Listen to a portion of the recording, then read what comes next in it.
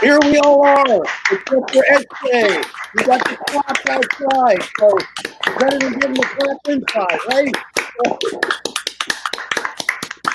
So here's all of this, and I'm going to swap out Angel here for SJ so you can see her as well. And there's SJ. Hi guys. Time for the 7 o'clock clap here in New York. So everybody's clapping out the window here on Bleecker Street, and Woo! And it's National Nurses Day, so a little extra applause for the nurses. Thank you. All right. So how we have? Let me run. Oh, it's running down here. We're running our little support Powerhouse Books. So Powerhouse Books is 28 Adams Street. They're under the Manhattan Bridge in Dumbo, Brooklyn. I know that Adam is in Brooklyn right now. Are you close to them? No, I'm not close to anything, actually. Good. If you were, I was going to say it's all your fault. It mostly is. The other place. It's a beautiful space, folks. When you can get back to Powerhouse Books, it's a beautiful bookstore. We were excited. This was going to be our first event there, and look what happens. But they are sponsoring it with us, and you do buy the book from Powerhouse right here at the link. And there it goes along the bottom of your screen. So you know, it just isn't that fancy? Everybody loves that, right? With the the crawl, right? Yeah. Okay, so this is the president. 19 stories of White House Noir. Now, what is White House Noir? We're going to find out. Okay, so I'm going to bring up Alison here, and we're going to talk a little, and one at a time. Meet everybody. Meet all of the contributors here. I call them the cabinet. They're much better than the other cabinet that's out there now. Of course, we have much less money too, but that's not so bad when you're going to have less money, but you're going to, do more for your community. So let me bring up Alison, and then we'll meet everybody one-on-one, and then we'll start reading the story. So thank you for joining us here, Three Rooms Press on StreamYard. All right, so I'm getting ready. And there's Alison Gaylin. Thank you so much, Alison, for joining us. You are USA Today an international best-selling author, and you won the Edgar, right, for If I Die Tonight. Yes. Another great book out now, Never Look Back. Do you have another one coming out soon, or? I'm finishing. Well, I'm kind of finishing one now that's coming out in 2021. All right. Yeah. Hopefully we'll be able to go into a store and buy it at that time. Wouldn't that be wonderful? Yeah, it would. It's just incredible what's happened to us. What are you doing to survive the quarantine? Well, walks help. Tequila helps too. There's the answer, folks. And you can try that at home, right? Yes. And you are working. You work in Brooklyn now, right? Too during the week. Is that true? Wait, I was working in the city during the week, but now I'm working from home. I know, but before you were working in the city in Manhattan. Oh, okay. All right. Yeah, Lower Manhattan. All right, good, because that's where I am, Bleecker Street. So you're probably a little lower than that. Now we met through Jim Fusilli brought you into Crime Plus Music, and you wrote a story, All Ages, which had your character dressing up like Exene Cervenka from the band X in the 80s and going to the concerts. And great story in that book, of course, music themed.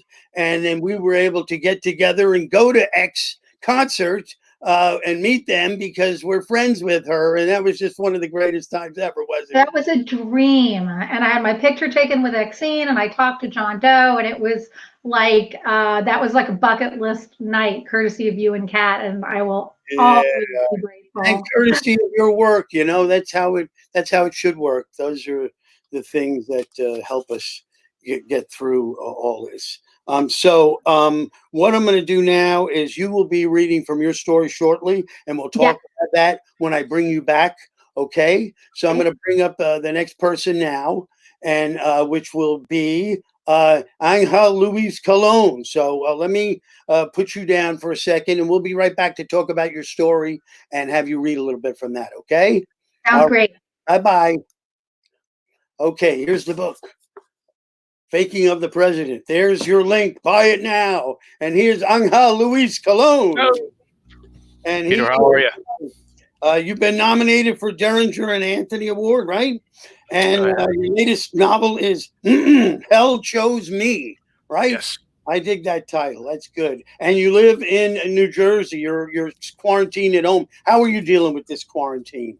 Good, man. It's it's as good as it can be. You know, you're blessed that nothing's going wrong. So I'm baking. Yeah. And for a writer, I mean, it's like somebody paid to have this happen to you, right? So you could really. I was already an introvert. The only difference between my life and what was going on in January is I got more idiots to be mad at outside. But other than that, and you work for SAT, wasn't that it, or the school to New Jersey? What is it now? I work for the College Board. College Board, that's it. We're the folks that are responsible for the SAT. People love us. Yes, and we met through Florida Happens. You had a story in there, Muscle Memory, correct? Yes. Was that the name of it? And it was a wonderful, was the Bouchercon anthology 2 years ago when we were down in St. Petersburg. And we met down there, and it was great of you to come on board for this. You've switched from beer to from the bourbon the last time, right? Yes, today's beer. Okay, good for you. I was having champagne last time, but I'm laying off right now. I'm not handling the. Oh, look, I got Alex. Hi, hey. Alex. I'm going to take you away for a second. I pushed him. There we are. I am going to bring you up after Alison when she reads. So we might have a little 6-top meeting here before we start reading, so everybody sees everybody again. But let me bring up Chris now. So take care. Thanks for joining me, and I'll see you. All right. So here's Chris Chambers. Whoops, I got Alex again. He keeps getting the shaft.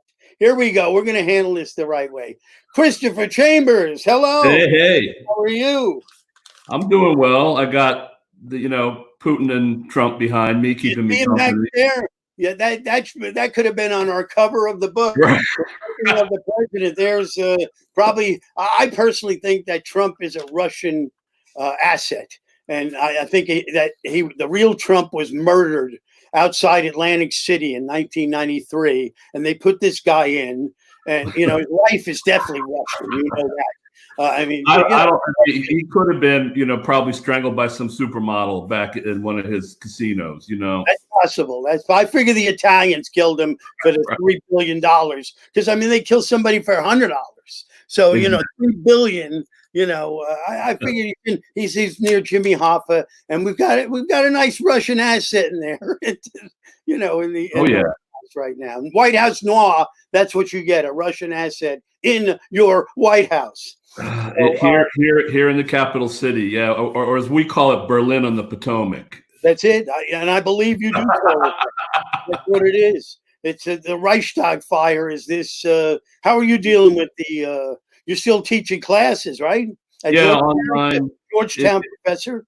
Yeah, it's between you and me, Peter, we were told work them to death and then give them A's and that's it. And see you next fall, hopefully. So. Right. We don't know what's going to happen. I feel bad for the athletes and people in the performing arts and fine arts and sciences because a lot of the participatory stuff is just screwed.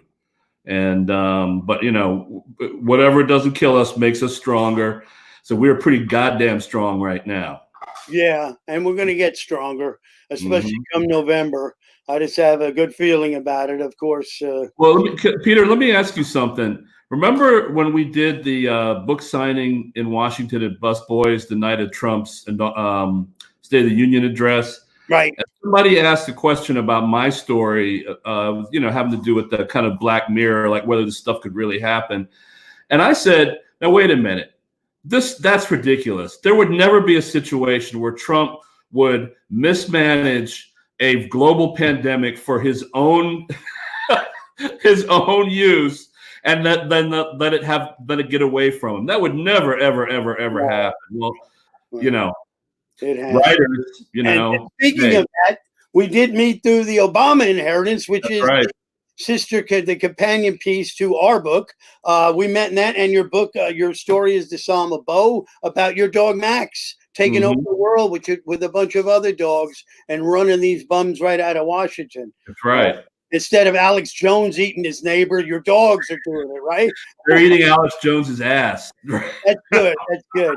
I got a vial of strychnine here in case they come to eat me. I said, you can't eat me. Goodbye. And I just want to plug my work with you guys coming up in the fall. Of course. Yeah. Scavenger, and we've gotten so far, I guess, some good feedback from fellow authors and reviewers. So I'm looking forward to the galleys. And yes, we do have a book, Scavenger, by Christopher Chambers, coming out in October. Yes, your average homeless, crack addicted private investigator. He's a homeless person, and he's a very interesting character, and we're very proud to publish it.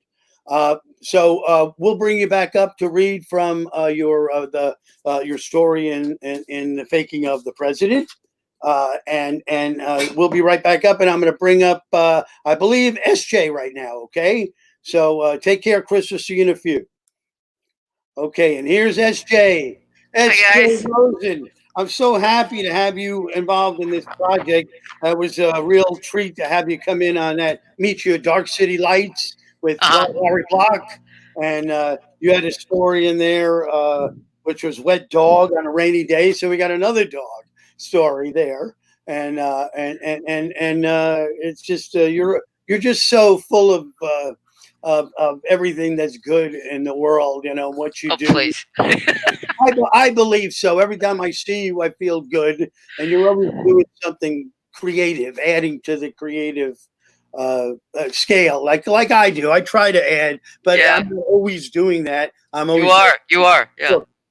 I just love your Facebook posts and finding all these creative things. And you were born in the Bronx too, just like me. I was born in the Bronx forever. Yeah. Where at? I'm sorry.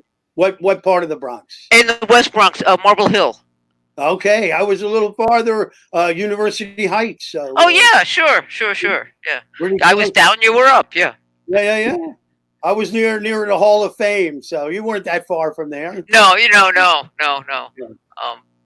Okay. And I went and saw it, the Hall of Fame. I didn't, actually I saw it about 6 months ago, but really? I had also seen it.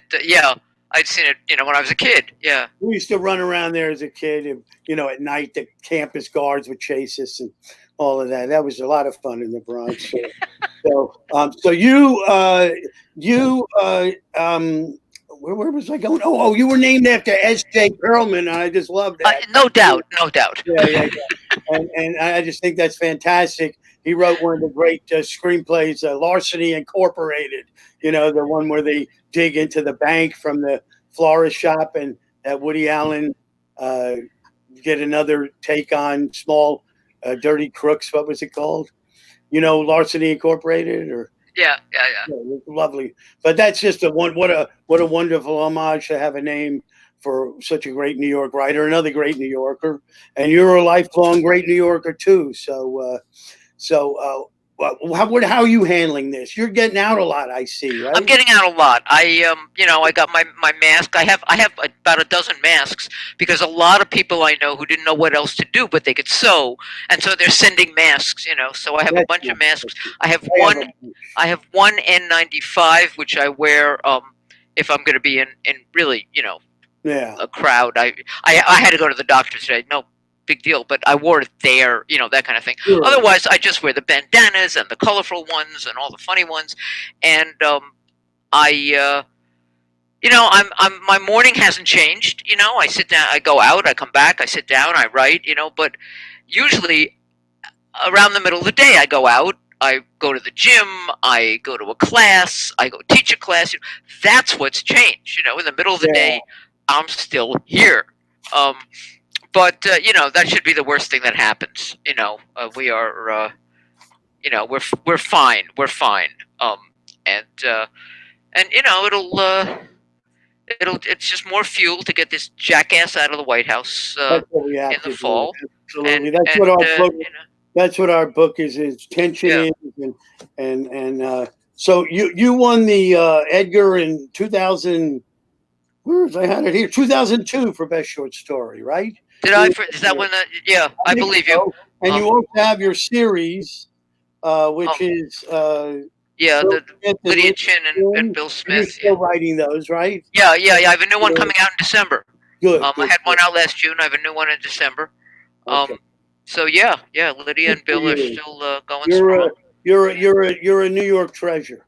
Uh-huh. I think so. I really believe that, and I'm really proud to have you on this team. I'm proud to be on this team. Proud to have you in the cabinet. So I'm going to bring up Adam now. I'm going to put you on the side. You'll come in and read your story, and we'll talk a little about that before then, okay? I will do that, right. yes. We might come up as a group in just a minute as well. That's fine, yeah. All right. And here comes Adam Lance Garcia, who was also in the Obama inheritance. Wrong hand. You got it. And you had your story. We talked about it last time, the ongoing mission, which had Obama and Biden as a kind of a Kirk and Scotty, right? It was Kirk. No, it was Spock and Obama was Spock and Biden was Dr. Bones. Yeah. Spock and Bones. Right. It was based on the a Times article which compared him Obama to Spock, and I was like, oh, but what if he was Spock? That's right. You had the ears on. What am I? Yeah, I had the ears on and everything. That was funny because I wrote it with the intention of being very silly and over the top, and by the time it finished, I was like, this is very dark. And it was one of those stories where I remember seeing a review of someone commenting on it. This was probably a lot funnier than in the author's mind than it was in the page. And I was like, yeah, I thought it was gonna be a lot funnier. It turned out to be a lot more of a serious, darker story, just about, especially with the fact that Trump got elected, that's where the story is gonna end. So it became a very, very dark, but ultimately hopeful piece. Well, hopefully the big person upstairs continues reading to my story where we get rid of Trump. So. One hopes. It's been once and for all, but I don't know. Biden is your man. You had him as a character. Now he's going to take the reins of the enterprise, and he's got to figure it out. We got to help him. Exactly. And you were working with Star Wars something now? No. God, I wish. That's Alex is the one who's working with Star Wars. And I'm totally not jealous. No, I work with Condé Nast. I produce videos for the company. I produce lots of interviews with celebrities. Condé Nast, right? Yeah. So I do a lot of videos for them. It's a pretty cool job, which does involve Star Wars a lot, as well as Doctor Who and lots of other franchises. I get to basically be a geek, a professional geek, which is I'm very, very lucky. I get to go to places I've always wanted to go, get to talk to people I've always wanted to speak to, and I do it in a way that is intelligent and never clickbaity. It's very substantive, which is something that means a lot to me as a fan and as a producer. I have a really cool day job. I'm very, very lucky, and I cannot complain. And I'm really, I'm lucky and blessed to getting exposed every day she can bring home to me. So I'm staying with my parents down in my hometown of Seagate, Brooklyn, which is all the way at the very, very tip of Coney Island. It's been a surreal experience. Being in your hometown again, you realize how small it really is. Being in your house, you also realize how small it really is. But it's been a unique experience, and I really hope it ends soon. As much as I love my parents, I really want to see my girlfriend. I haven't seen her in 2 months, so but she's taking care of people. And that's all I care. That's all that matters to me. Maybe you can propose to her on StreamYard. I know my girlfriend well enough. We've been together 8 years. If I were to propose to her now, that would be a really good way of her saying no. Well, I didn't mean to, No. Watching, maybe she's way to put me on the spot in front of thousands of people. That's a long time, though. 8 years. So. No, 8 years. Yeah, we met. One of the other things I do outside of Conde is I write a series called The Green Llama. He's a Buddhist superhero from the 1940s. He was created by Kendall Foster Crossan, and I've been very, very lucky to be writing the licensed continuation of his pulp stories. My dad collected him as a kid, and I get to add to my father's canon, which is really exciting. And the way my girlfriend and I met, she played the love interest in a circus adaptation of one of my short stories.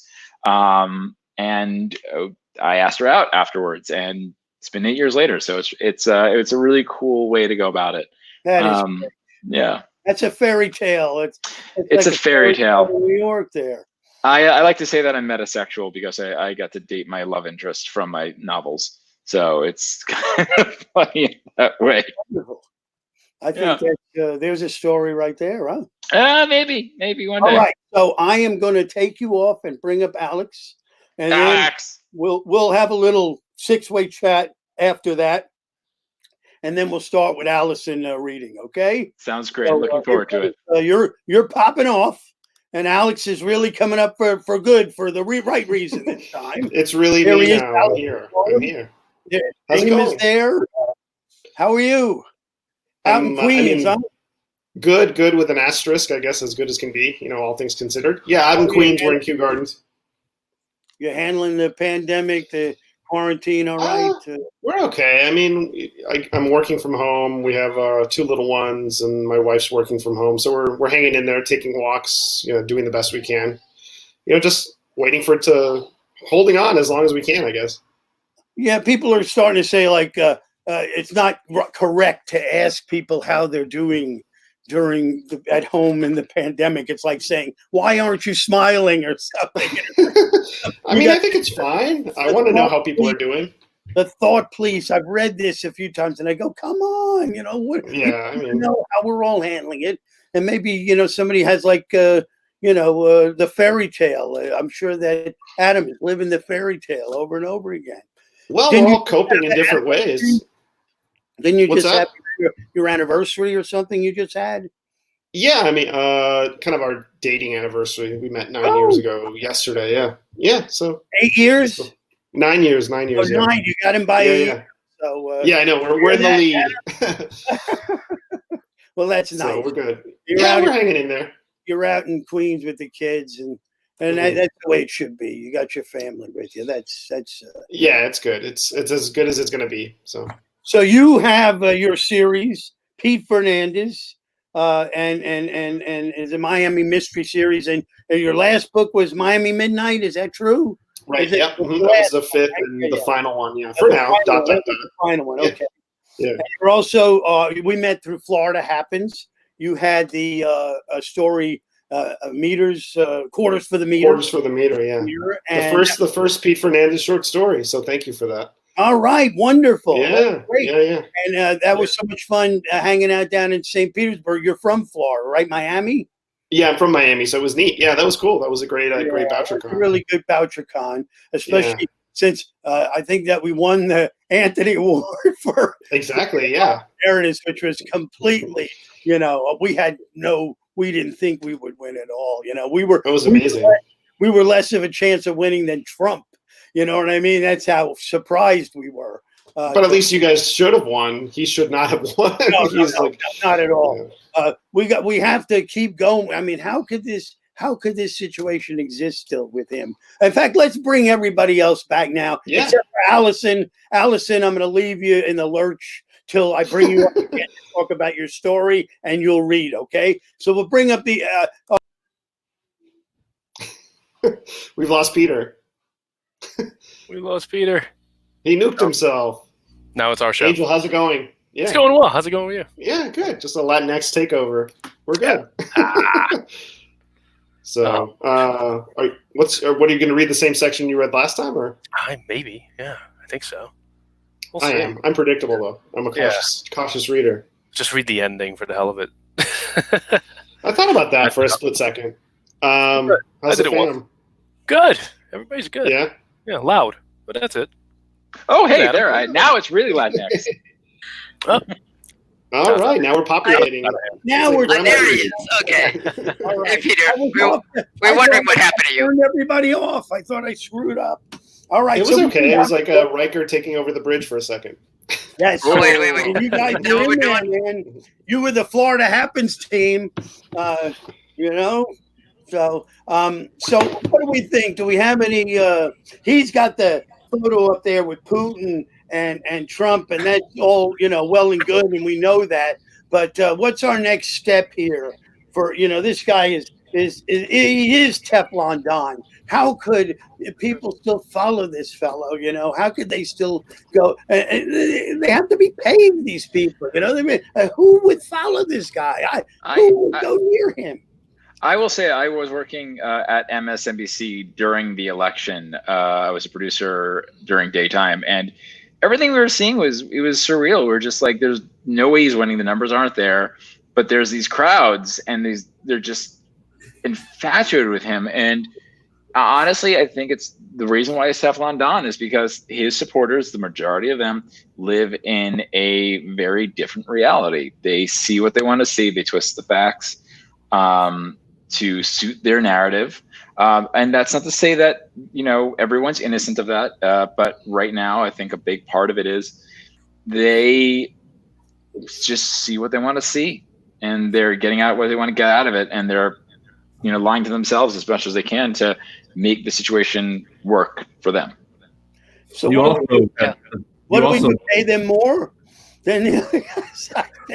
Peter, you notice, with the bailouts because of COVID, if big business and Mitch McConnell decided tomorrow they didn't want anything to do with him, he would be on Mars right now. Yeah. He has these. It's really not his base per se, but the enablers that are getting something out of it.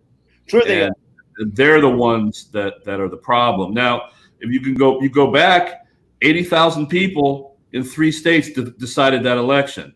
The encouraging thing is that if you look at the primaries, Biden has pretty much already made up a lot of those votes, especially in some of these states like Pennsylvania and Wisconsin, et cetera, et cetera. So we'll see. We'll see. But we have no primaries now. Our primaries are gone, and we have no way to build momentum. Well, yours is coming back. A judge actually said yours is coming back. So in New York, we're having a primary in New York. Yeah. Ours was supposed to be the 28th of April, right, or 29th, something like that. It's in June now. Yeah. Yeah, it's going to be in June, but we're going to have it. Okay. Well, I believe you.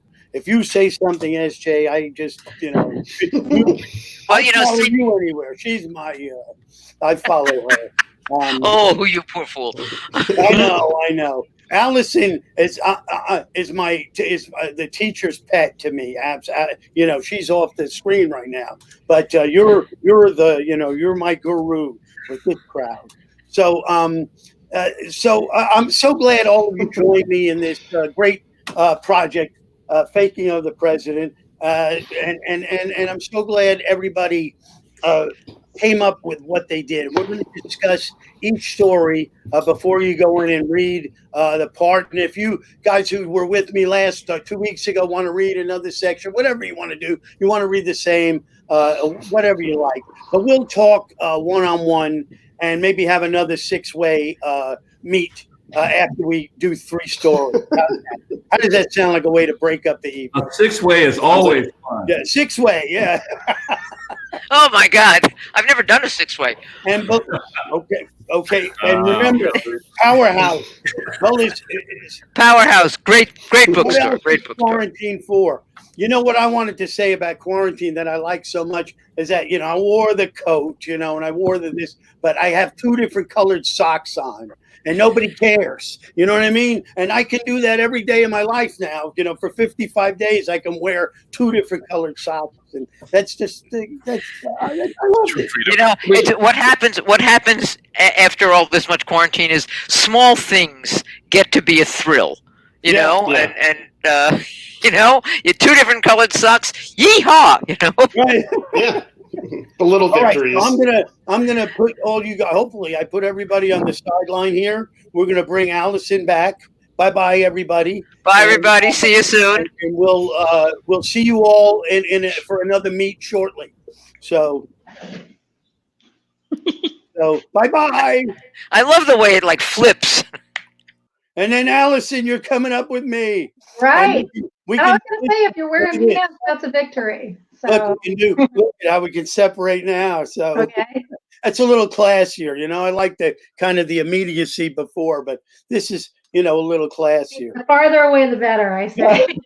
Oh, no. Social distancing and all that. Yeah, that's true. Now you're right about that. So now your story in the book, Burning Love, is the first story in the book, and we wanted to just really kick the book off with the right sentiment. And you got Nixon, who is most certainly one of the most unscrupulous people to ever cross paths with the American people, but another president who was not much less of a tyrant and a liar and a cheat than this one. So you were in good company to have taken him, and you have such a fun story with when he meets. Everybody knows that photo, but I'll let you read some of your story and let the people hear it. And I'll be back on to see you when you're done. Okay.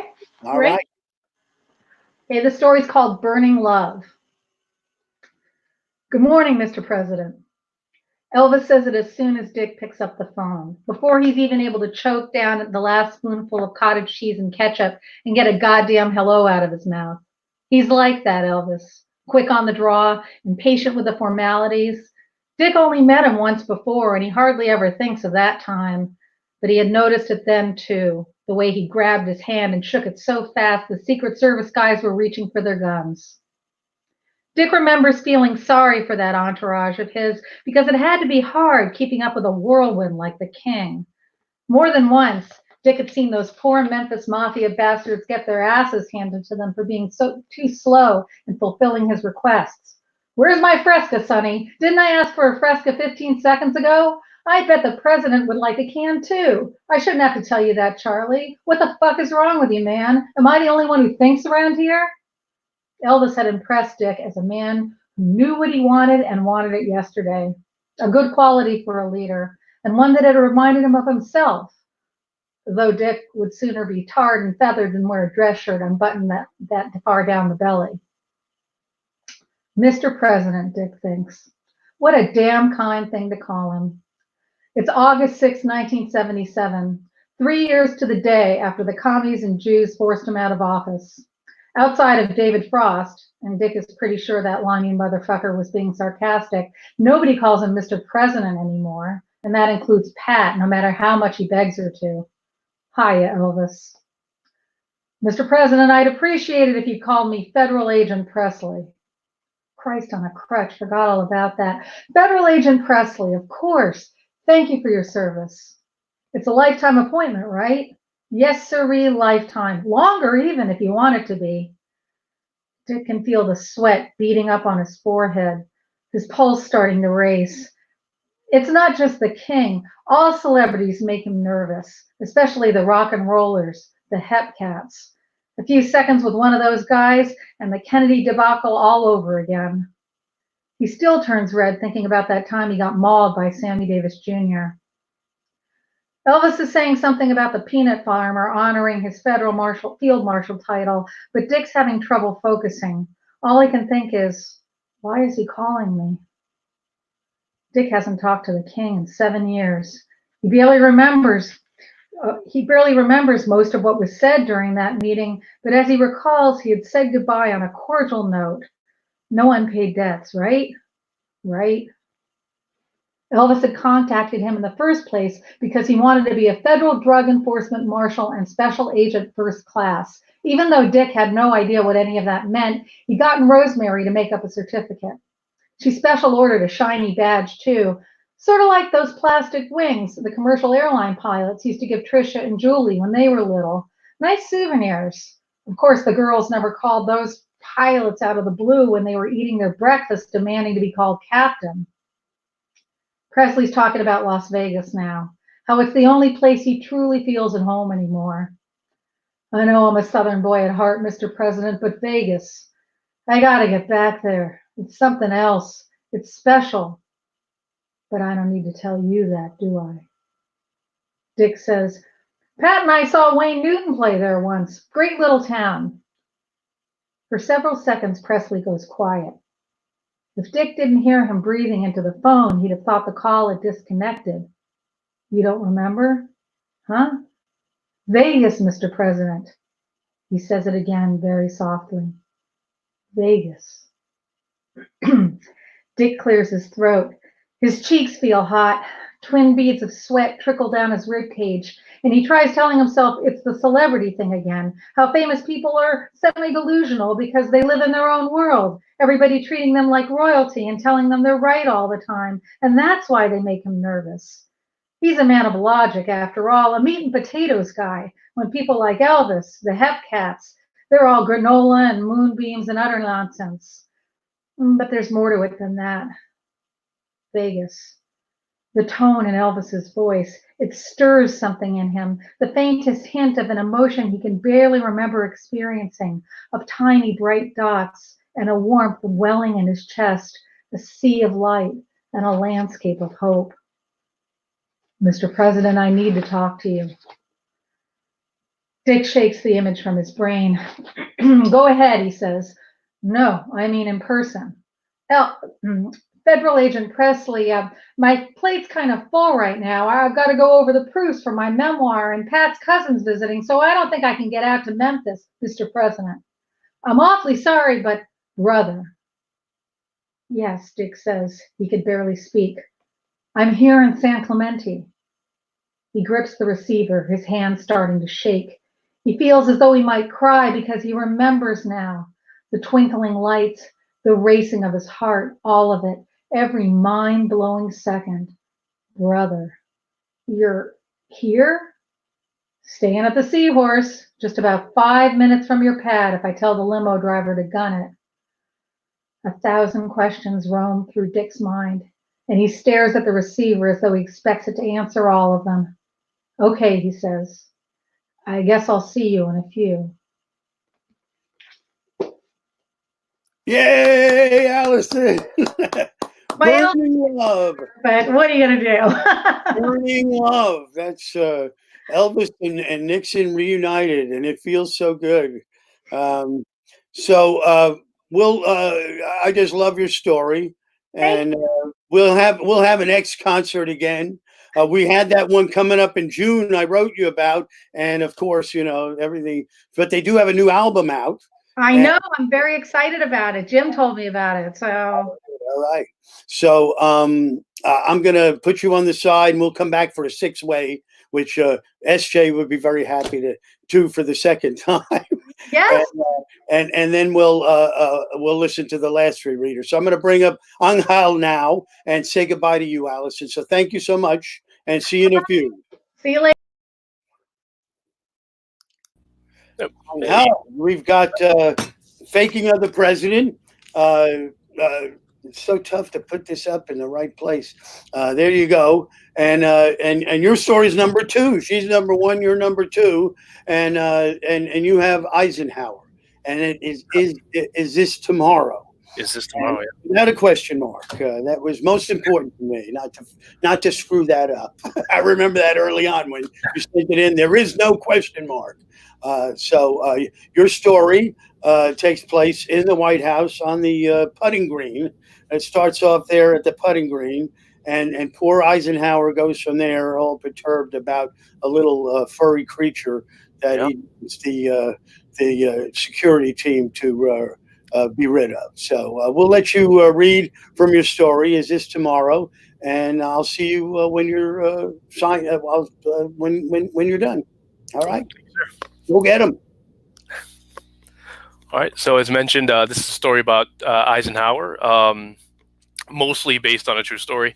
I'm actually not reading the opening. I'm going to read right after something happens with our main character, who's been brought in to deal with a squirrel problem that is just ruining Eisenhower's putting green. And in the process of trying to get recordings of squirrels in distress, our hero gets a recording instead of a squirrel speaking in Russian. So we're going to go from there. Play it again. Undersecretary of State Smith said. He eyed the red squirrel in its cage. William pressed a button on his recorder. Bilyat. The voice was high-pitched and tinny. The undersecretary narrowed his eyes. That's definitely Russian. He paced back and forth. And this happened when you poked it? Yes, sir, William nodded. I went directly to you, figured you would be the best man to confirm. I think it cursed at me? Oh, it absolutely swore, that's for sure. Smith scoffed. Crow, I've seen things I'll have to take to my grave. Subterfuge that has gone above and beyond bizarre, but this is something I have never witnessed or honestly could have expected. A talking squirrel and one that speaks Russian? For God's sake, its fur is even red. I took a deep breath. Any sign that the others speak too? No, sir. William motioned to the other squirrels. They barely made a sound that was entirely usable. This fellow, though, he's repeated that swear word every single time I've approached him. It's a breach, then. They're clearly on the White House property with a mission. Smith pointed his chin to the squirrel. I'd ask your men to round up as many as possible and get to work repeating your experiment until we identify all potential spies. Spies? William shook his head. How? The squirrel spoke Russian, Crow. He told you, in Russian, to fuck off. It was vindictive and responsive to you poking at it with a pencil. It might not be smart, but it's certainly smarter than the average squirrel and clearly flying its banner for Khrushchev. Son of a bitch is barely running things for a year, and this is his first little game. Unbelievable. Smith raised a hand. Keep this quiet. Maintain exclusive access to the subjects. Collect them, confirm, and eliminate. William was exhausted and overwhelmed. Eliminate? All of them? Just the Reds. The others, go and take them off the property. That should please Ike well enough. Smith placed his hands on the desk and lowered his head. This feels far too complicated. They're only squirrels, Mr. Smith. It's not like these are red-blooded communist spies. Commie spies nonetheless, Crow. Smith stepped towards him and puffed his chest. Unless you're feeling empathetic simply because they look like something Mr. Disney would put up on a theater screen. William shook his head. No, I'm sorry. It's simply bizarre, and I'm tired. Then go home and get rest. Get started tomorrow. I want this resolved by week's end. Yes, sir. Smith stomped off to do whatever it was the undersecretary had to do. William felt regret at calling the man. While his knowledge of Soviet spycraft was probably informing a wise course of action, it still felt like an overreaction. The squirrel simply let out a blue word in another language. For all William knew, the damn thing was hand-raised by an immigrant. Perhaps it was above average intelligence, something like a parrot, simply repeating a phrase it would mutter to the delight of a pack of drunk Ruskies at the end of a long day of work. A cadre of communist squirrel spies, though? Thinking the words in that sequence nearly gave him an aneurysm, but William wondered, was that far-fetched? He knew people working on mind-altering substances that could topple entire governments, weapons built to obliterate cities with a simple press of a button. How unlikely could this gambit be? Like Smith said, a new leader would dip their toes in the water first before diving into the Cold War. Talking, spying squirrels were indeed silly and slightly lunatic, but perhaps lunatic enough to work. The rodents plagued the president daily and knew where he'd be spending his time. It all kind of lined up perfectly. Still, even amid furry Russian spies, William needed sleep. He packed everything up, secured the squirrel cages, double padlock for the red one, and effortlessly secured a car back to the apartment he'd been provided during his time working in D.C. William sunk into the upholstery in the back of the car, and he immediately fell asleep. He opened his eyes, and the car was stopped. William jerked up and looked out the window. They were under a bridge, and the river was in view. The driver was gone, but the car's engine idled. Hello? William called out. Is everything okay? The rear driver's side door swung open, and Senator Neuberger slid in. In his right hand, a pistol. On his left shoulder, a squirrel identical to the one William knew he locked away securely. The squirrel remained stone still on its perch, its eyes flashing in the darkness. Neuberger raised the gun and held it between William's eyes. Why would you do something as stupid as bring Smith into this? He asked quietly. Why would you go and do that? Neuberger's voice was drained to the jovial bounce it had earlier at the diner. It sounded like he was reading, poorly. William raised his hands and watched the squirrel. Is there any reason I should believe this is the senator speaking? It was a long shot, but his day was already bizarre enough, and taking the next logical leap, it felt like the most obvious thing to do. You mustn't remove any of the wildlife from the property. Do you understand me? Crow, look at me, not him.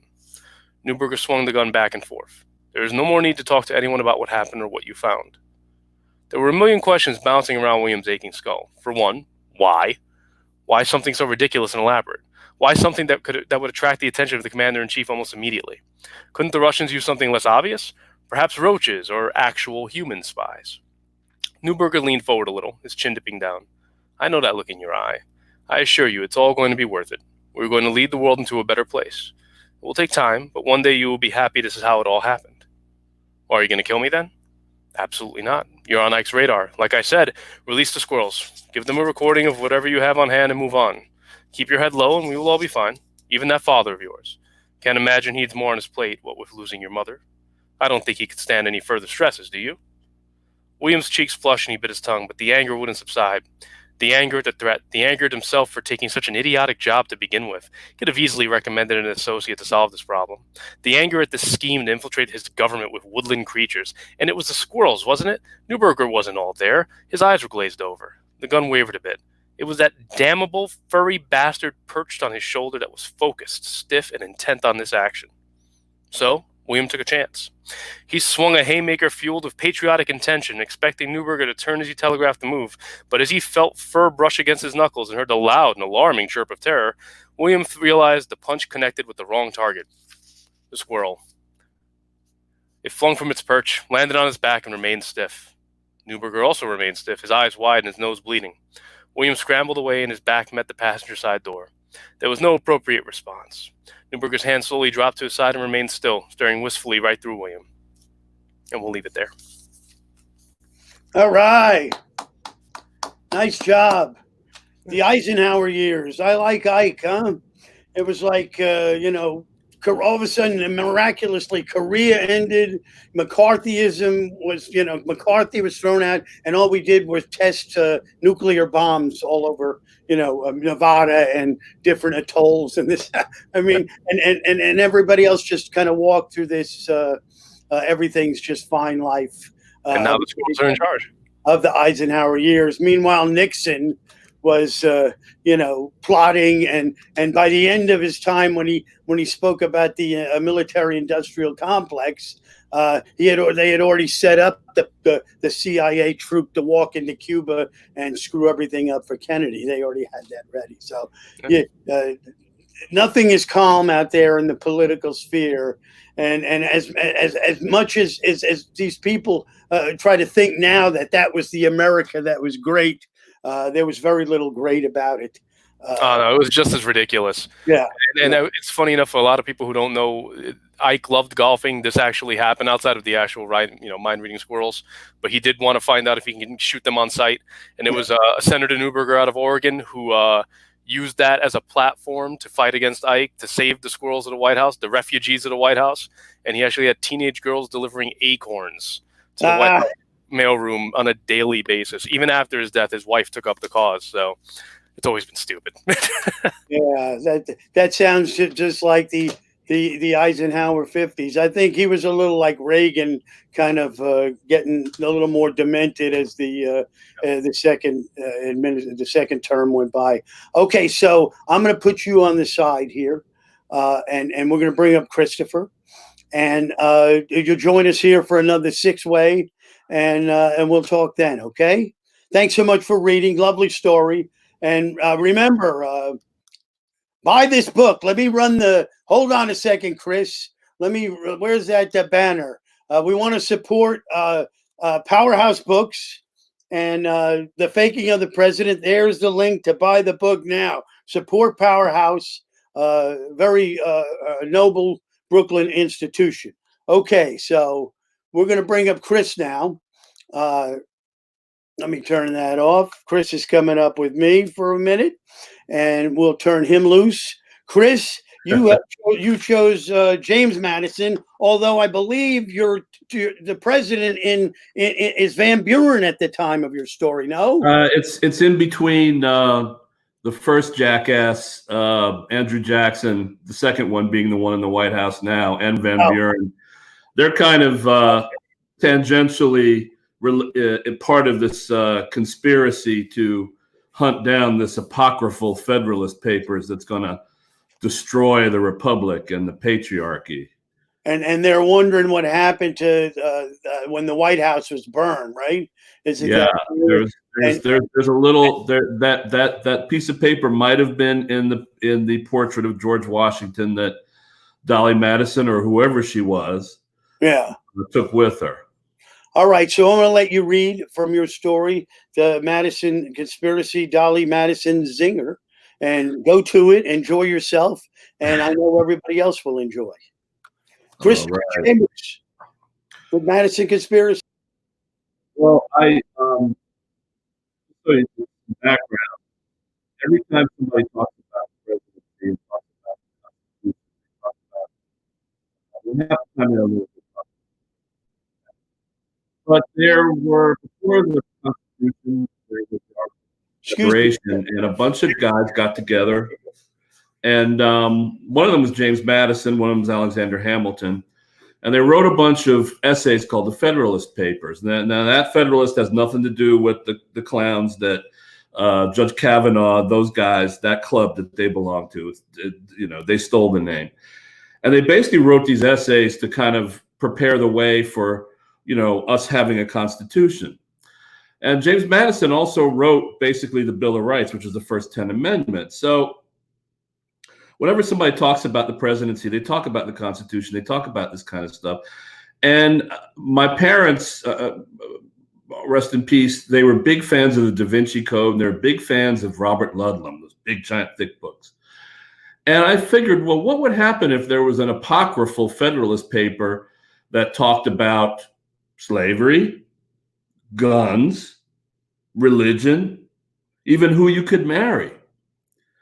And not in a light that's very favorable to the one that the people in the White House now, or even back then, would want to ascribe.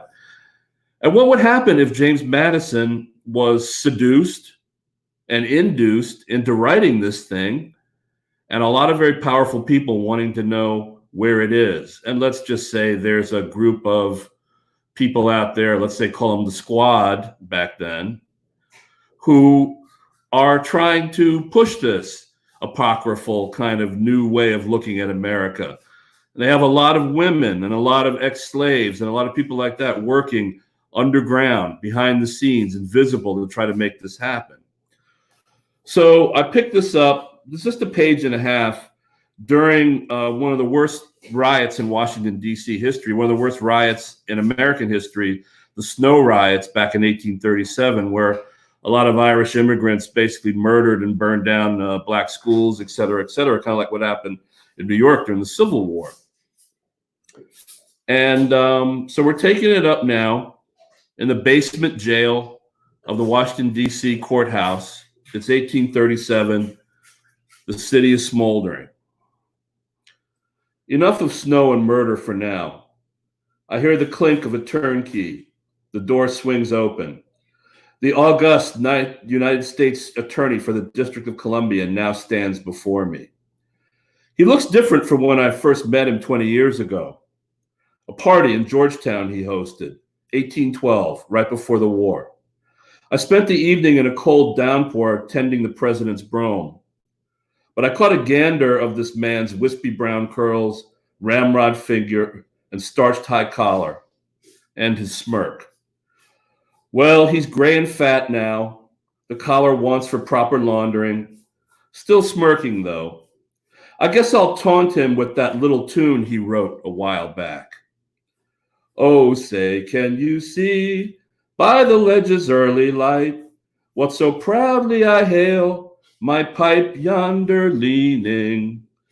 He chuckles and bids Hannity fetch that and light the man's pipe. Sir, this jackanate? Do it. The drag's sweet, its upper Marlboro leaf mixed with a pinch of hemp. I clench the pipe's stem hard after another puff while he moves to the shadows, retrieves a document, and returns with his spectacles donned to read from it. Says here you are Josiah Bourne. Interesting name. Heard it somewhere before. Might have just took it when I was given my papers, I reply, blowing smoke. Ah, so I assume your manumission documents and free pass badge are in order. I nod, but then Hannity snarls, that can be thrown in the Chesapeake Canal easy, sir. And this nagger sold down New Orleans. Accidents happen, he shrugs.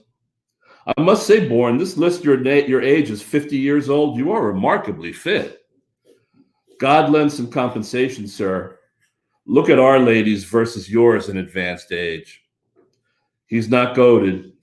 Rather, he motions to me with the sheet as if daring me to snatch at it. With what, my eyelids?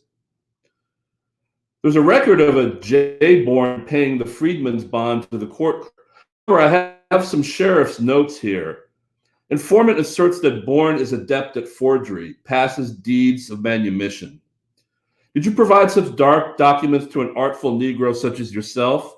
by the name of Thrush Hearn when our dear former President Jefferson gifted the property to his grandson, Mr. Randolph? Thrush has absconded north. Hannity's like a stud kicking at the paddock wall, such as his lust for beating me bloody. I just take another languid puff, shrug. This dossier also lists your occupation as private assurance.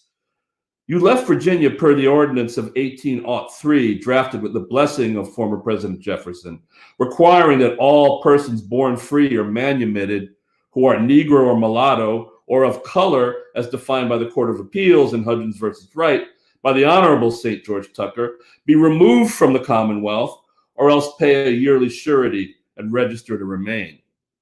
Sadly, we don't have such banishment here. Too many black vagabonds, whores. Sir, my vocation is to be hired out to protect the livelihoods and homesteads of Negroes and investigate any losses thereto.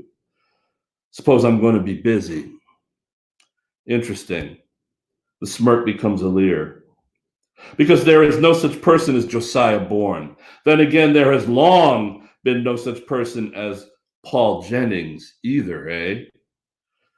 I keep a stone face, blow another puff into the moribund air of the cell and say, who?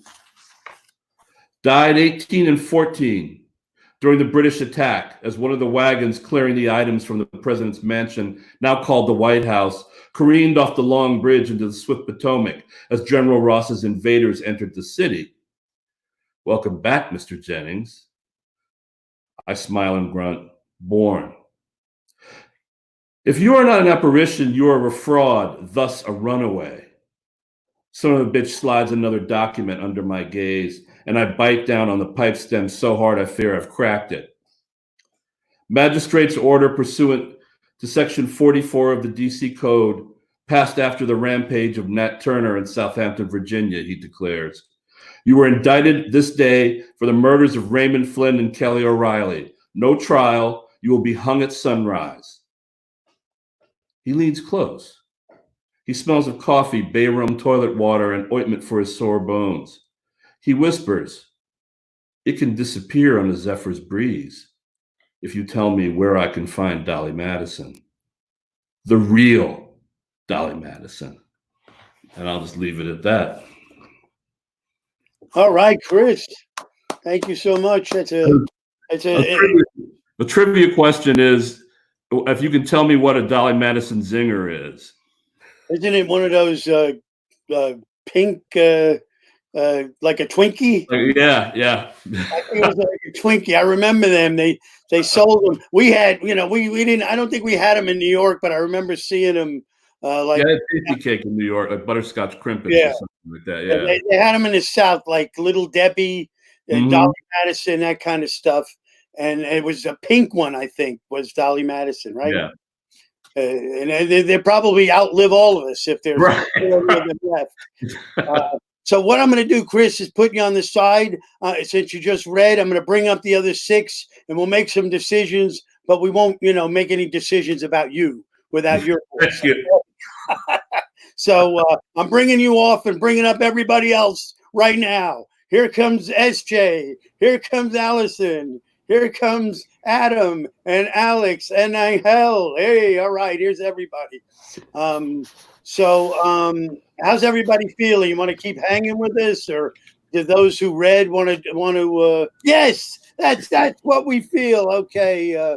So what do we think about White House Noir so far? What have we got? We've had Nixon and Elvis. We've had Russian squirrels with Ike, and we've had free Negro trying to be held back by Francis Scott Key. I don't think he told you that's who it was, right, Chris? Did we find that out that it was Francis Scott Key?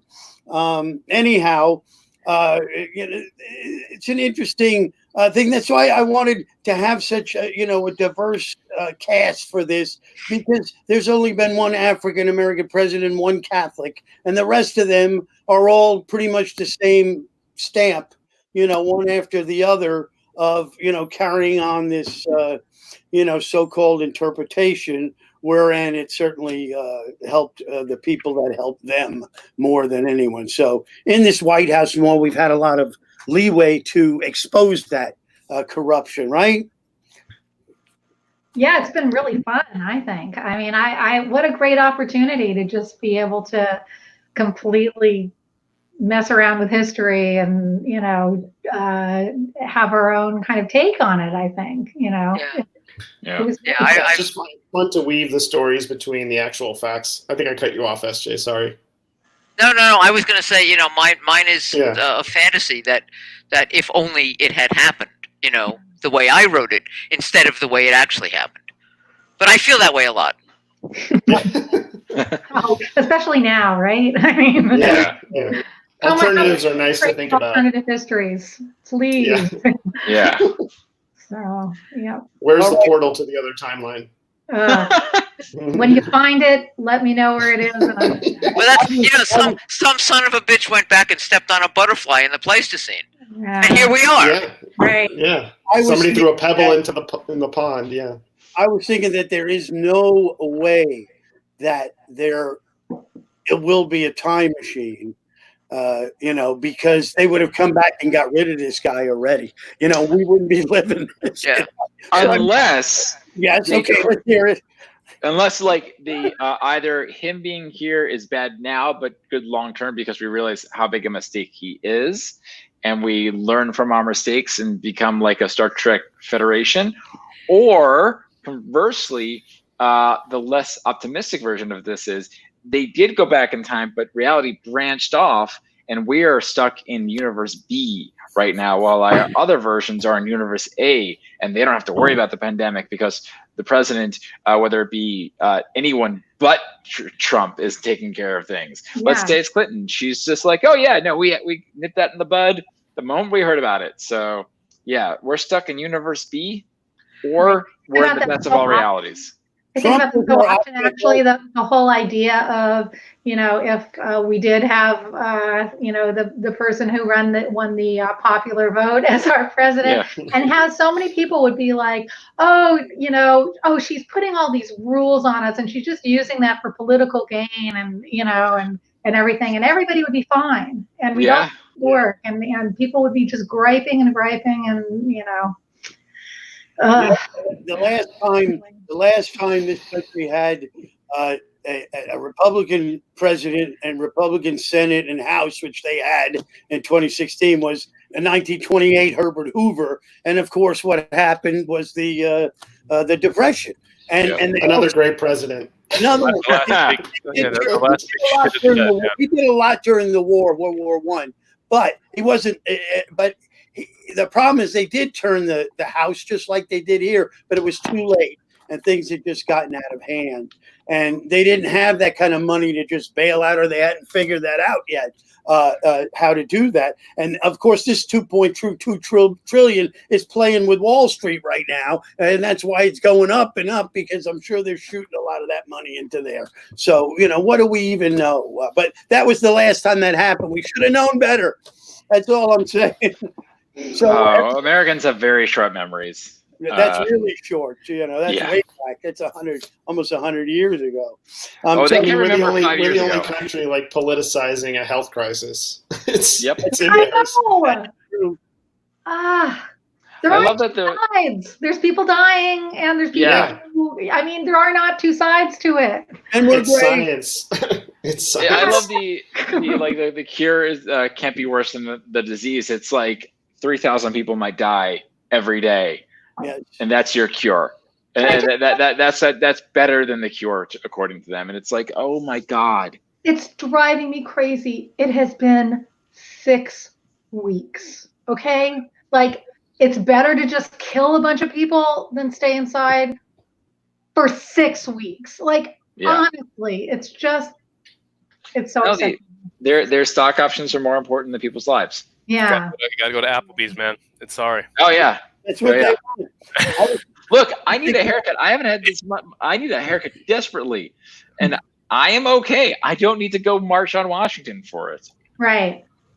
Well, it's also equalizing these kind of wacky protesters who are like 3 or 4 crazy guys. Yep. And balancing the scales and making it seem like they're the equal opposite side. They're not. They're the fringe extreme, and they clearly don't care. but they're not equal to the majority who are worried about getting sick. It is the amount of airtime that they're getting is pretty upsetting, considering that there have been like vast rallies, for climate change or for Black Lives Matter or whatever that get no coverage whatsoever. Like, and you look at the crowds; it's not a crowd. It's like it really is the minority of people who feel that was something that I saw a lot of when I was at MSNBC. Like, it's all well intentioned, but like, they want to be as balanced as possible. But the problem is when you start like making that false equivalency, it creates a false narrative. And again, I always feel like it's weird that when, I've had family members who are conservative and they're like, well, you worked at MSNBC, you have a liberal thing. And I'm like, I wasn't allowed to have an opinion. I mean, I wasn't allowed to say anything publicly about my opinions on Trump, on Clinton, on Sanders, anything. I couldn't say anything publicly.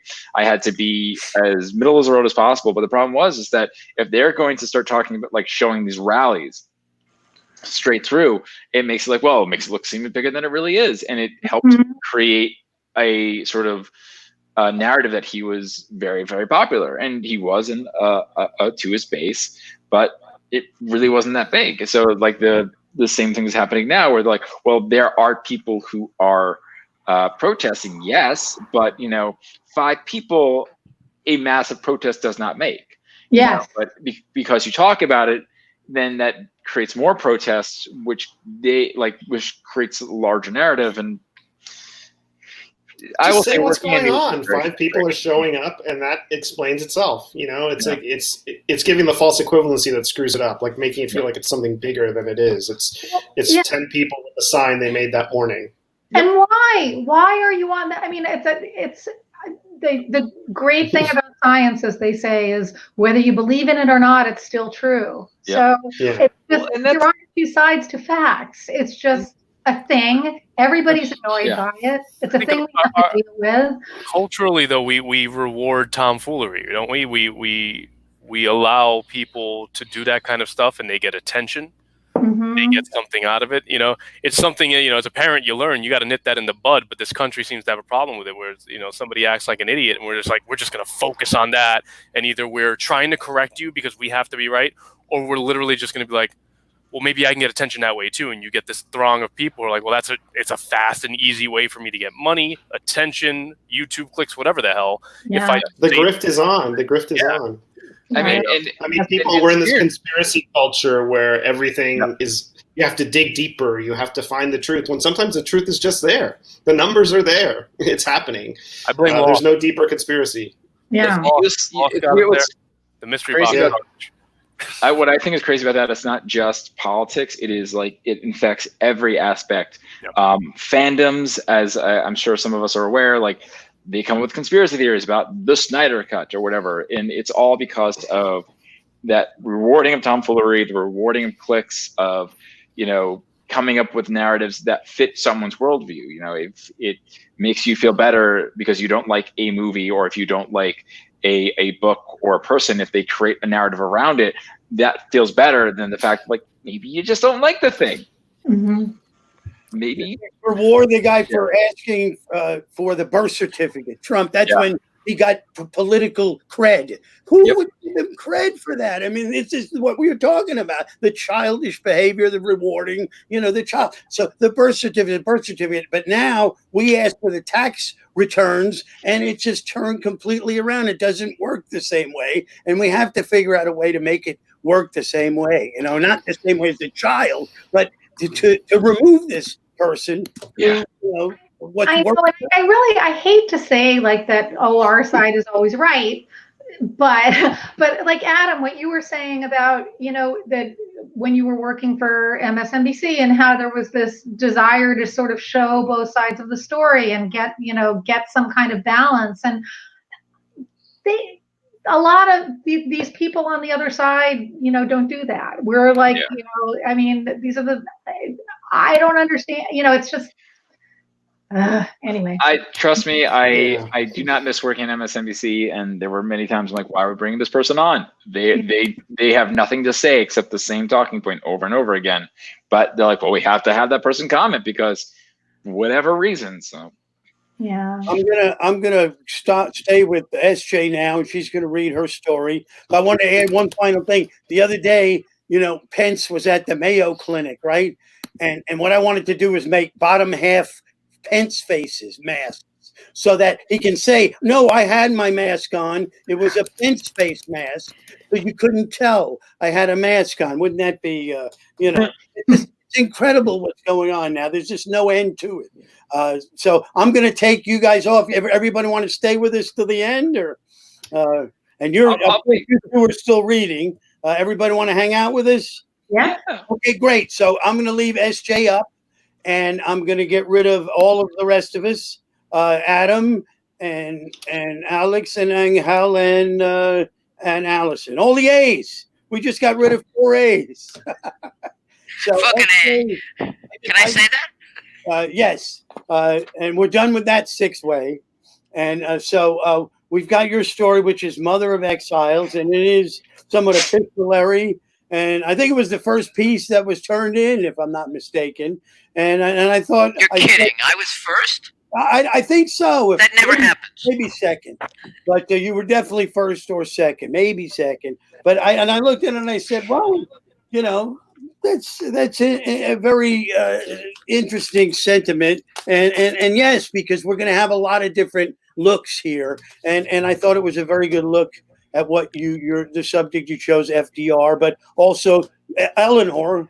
Yeah, it was really Eleanor. I mean, surely. So I'm going to let you read from your Mother of Exiles, and I'll be back when you're done. Okay. All right.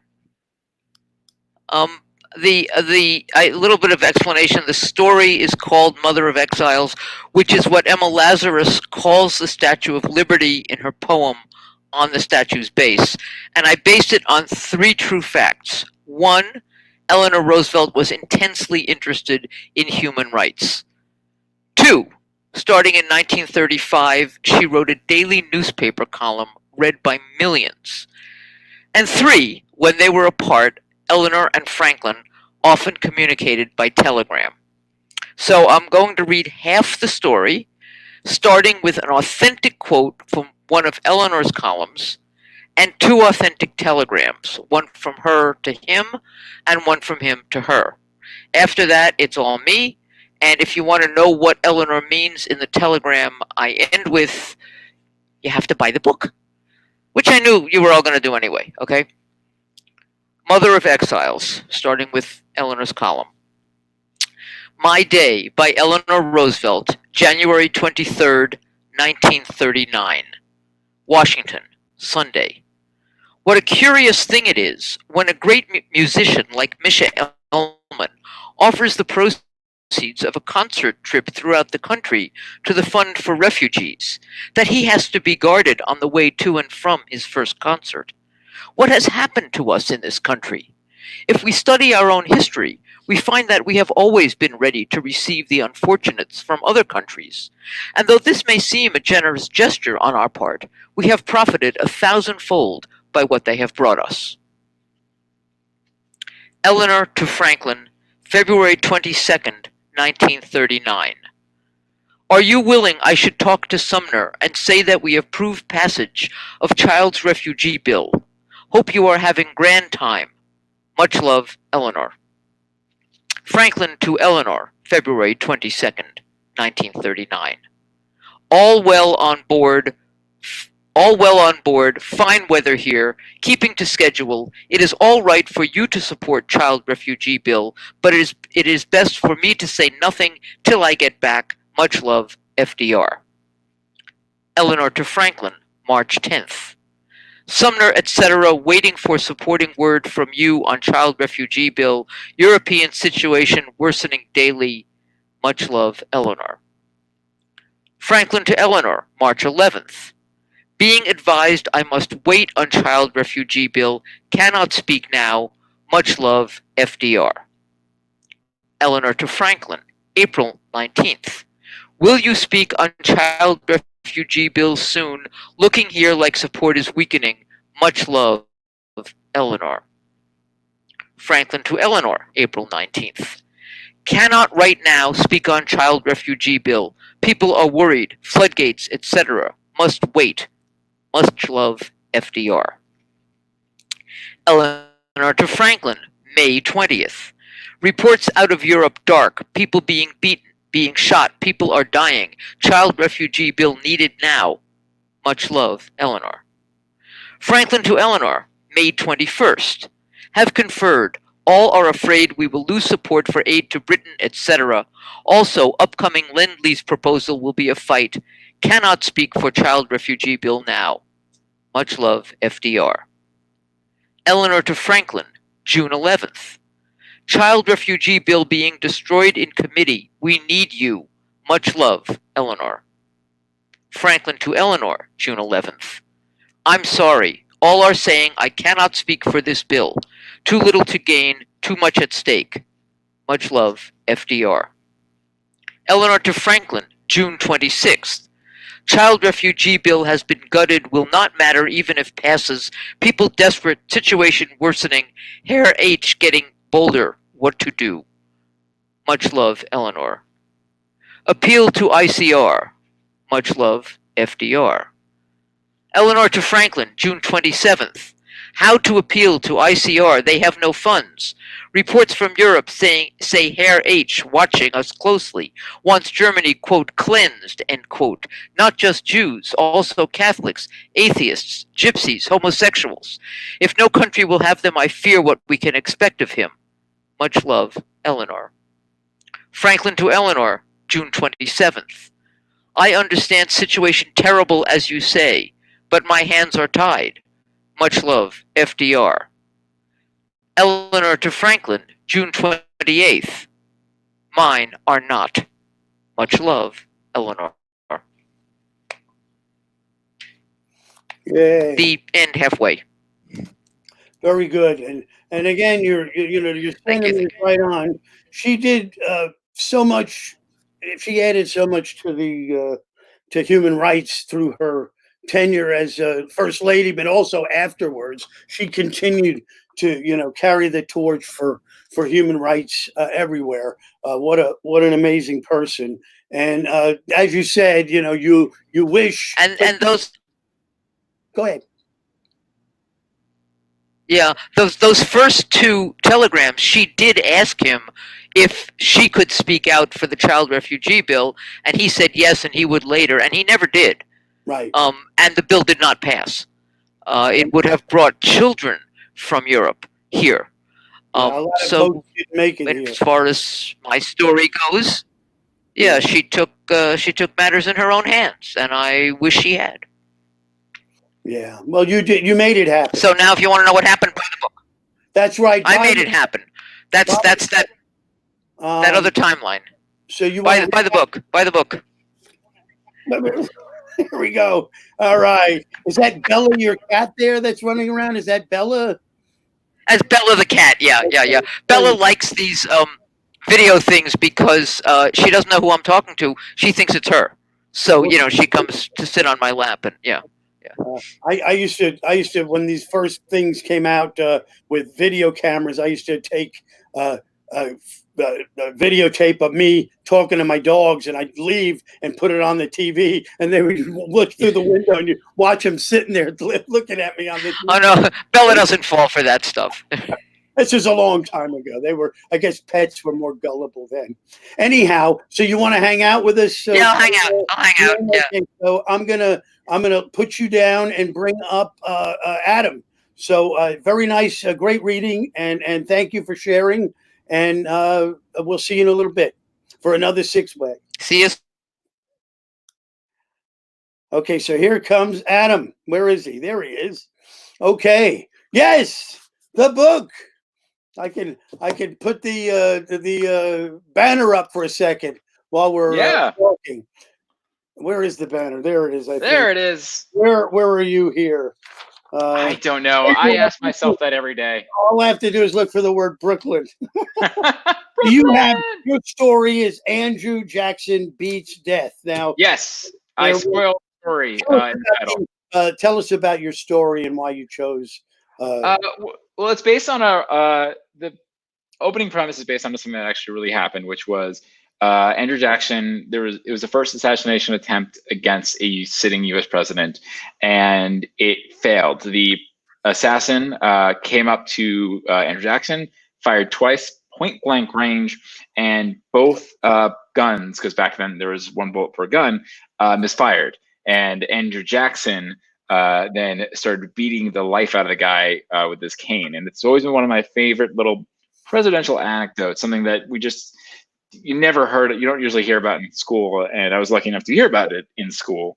And I wanted to write a story that sort of asked how he survived. And originally it was going to be a time travel story. But then I realized I kind of did that with the Obama inheritance. My story, The Continuing Mission, was a time travel story. And I don't want to repeat myself. I don't want to just do the same thing over and over again. So I tried to tell a Terry Pratchett-esque death story with this. I don't know if I succeeded in doing that, but that was my intention. I really wanted to try to do something that was a little bit more fantastic, a little bit more supernatural. As with most of my stories, as I mentioned at the top of this, I started writing it very seriously. I started writing it very comically, and it grew darker as I wrote it. For those who know me in person, I'm a generally very upbeat, positive person, and I think that's probably because all of my weird thoughts and dark impulses go into my stories, and Andrew Jackson Beats Death is no different. All right. So you go ahead and read, and I'll come back Sure. to you afterwards. Thank you. Thank you. All right, so this is going to be sort of towards the beginning of the story. Again, you know that he's going to beat death. The question is how, but we're going to start about 2-3 pages in. Jackson rounded around a column and almost crashed into a man wearing a large black hooded cloak. "Who the devil are you?" Jackson said to the man standing before him. The man sounded, looking up from his pocket watch. Where the man's face should be was a white skull. Black eyeless sockets stared at Jackson like twin bottomless pits that Jackson could feel himself falling into. In his left hand was a large sickle, its blade gleaming. There was a part of Jackson that felt he should panic at the sight, but that sensation was overwhelmed by a strange, comforting sensation that felt like a mother's embrace. "I said, who the devil are you?" Jackson repeated through his teeth. The man clapped his pocket watch closed and tucked it away. "Well, I'm not him, if that's any consolation. Though, He cocked his head to the side. The man drew a large leather-bound notebook from his cloak and quickly checked the interior. "Well, I have good news and I have bad news. But depending on how you look at it, it could all be good news." Jackson raised his chin and stamped his cane against the ground. "Are you going to answer the question, you fool, or will I have to beat it out of you?"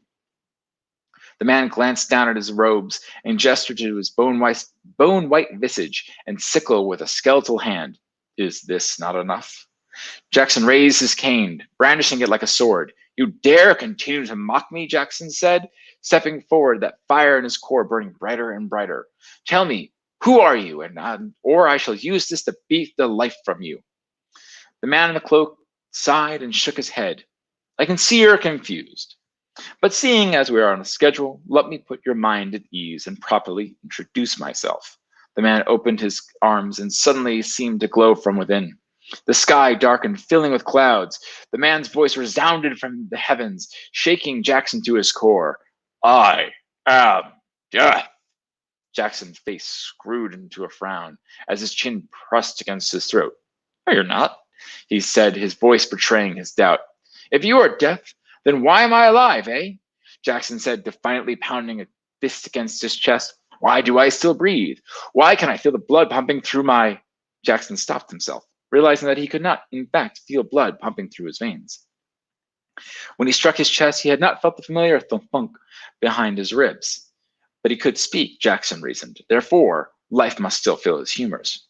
He began to take a deep breath, but quickly realized that no air was entering his lungs. "No!" he shouted, stamping his cane. "I refuse to believe I have passed beyond the veil. I am in prime health. I have survived wars. I am the damned president of the United States." See here, O death, if you truly be who you claim. I refuse to accept I have departed the mortal coil. Death raised his hand and snapped his finger. The sound like a thundercrack breaking open the sky, and with it the veil that had draped across his eye. Like a mist burning in sunlight, Jackson saw shapes appear around him. Those shapes became shadows of men, and soon they became whole and solid, familiar faces twisted in shock and surprise. And directly in front of him was a man he did not recognize, a pistol aimed squarely at Jackson's own head. This, Death aimed a bony finger at a floating metal ball that had suddenly appeared inches from Jackson's face, is a bullet that is barreling towards your head, and it was fired, Death gestured to the man holding the gun, by him. And who is this? Jackson snarled. He flicked his wrist at the man. He knew he had enemies, in Congress and without. But he had never imagined any of his nemesis to be so bold as to arrange his murder. One of Clay's men? Sent here to assassinate me in broad daylight? Does it matter? Death asked. You're beyond such concerns. Mr. Jackson, this is a courtesy. The space between seconds, between worlds. Typically folks die and Death snaps his fingers. They're on the other side, usually waiting in line to whichever destination they're heading. Death seemed to sigh a sigh of 1,000 years. Suffice to say, my job is simple. I am the collector, the shepherd, taking you from here, he gestured to Jackson, then aimed a finger to the ground, to there. If Jackson understood the implication, he did not make it known to either Death or himself, his classic stubbornness blocking the truth of his ultimate fate from entering his mind. Instead, Jackson stamped his cane against the ground. I refuse to die. As one who has had the task of following your storied career, Mr. Jackson, I do not find this surprising. Believe me, the world would have been a whole lot better off if someone had put you in your place, Death said, aiming his distal phalange at Jackson as if he were a scolding teacher. I am the Grim Reaper. Mine task is not to be nice. Jackson cleared his throat, conceding the point. He eyed the assassin. Jackson had been near death many times before. What soldier hadn't? But he had never crossed over. Tell me, O Death, can we bargain? He asked, speaking in a much calmer tone, doing his level best to hide the fiery rage that continued to warm his stomach. Is there a way for me to prevent this ignoble death? Had he muscles, ligaments, and skin covering his skull, Death would be scowling. Sorry, that's not how this works. Jackson's eye fluttered in disbelief. Surely he could bargain with Death, contest his appointed time. He was, after all, the President of the United States. Come, Death said, beckoning Jackson on. Jackson frowned, the fire in his stomach growing suddenly dimmer. Will it hurt? He asked quietly, sounding suddenly like an insubordinate child realizing too late the price of his disobedience. He glanced again at his assassin, wondering for the first time why he, Jackson, had deserved to meet such an ignoble end. Terribly, Death replied. The bolt is going to enter your skull, drive into your brain, and about the time it hits the center of your cerebellum, you will be dead.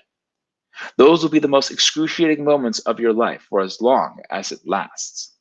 But if it is any comfort, you won't feel it. You are beyond the physical realm. Jackson shook his head. I don't understand. Death reached out his hand. You do not need to. Come, Mr. Jackson. And that's all for now. Obviously, he beats Death, but how? There's only way you can want to find out, and that's by buying this book, Speaking of the President. Hey, very good. Thank you so much. Oh, my pleasure, as always, my friend. We'll see you at the end after Alex and myself do something. And I'm going to take you out at this point. Thank you so much for No, don't take me out. No. And for just 1 second, let me run this banner. Let me run the banner and say one of the strangest, most exhilarating, whoops, it's on the wrong side. One of the strangest, most exhilarating rides you'll take in noir this year. Editor Peter Carlaftes brings together a talented group of contemporary noir luminaries, each author offering a unique vision of Executive, Excess, and Intrigue. And that was by Crime Reads. And now we're going to bring up Alex. Let me turn off the banner, and we'll talk to him for a second. Where's that banner?